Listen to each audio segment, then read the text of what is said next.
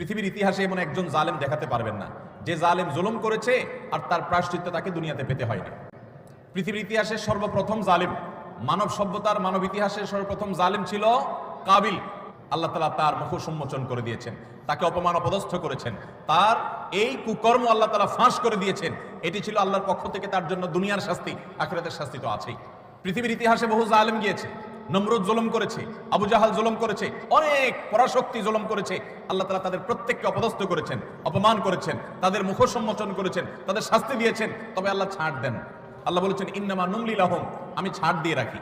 ইন্না কাইদি মাতিন, ছাড় দেওয়ার পরে যখন ধরি সেই ধরাটা হয় বড় শক্ত, সেটা থেকে বাঁচার কোনো উপায় থাকে। জুলুম এমন অপরাধ, কোন মুসলমান যদি কোনো হিন্দুর প্রতি জুলুম করে, কোন নামাজি মানুষ যদি কোনো বেনামাজের প্রতি জুলুম করে, তারপরও আল্লাহ তাআলার সাহায্য ওই মাজলুমের প্রতি থাকে, হোক সে অমুসলিম, হোক সে অন্য ধর্মের মানুষ। কারণ জুলুমকে আল্লাহ কখনো সহ্য করেন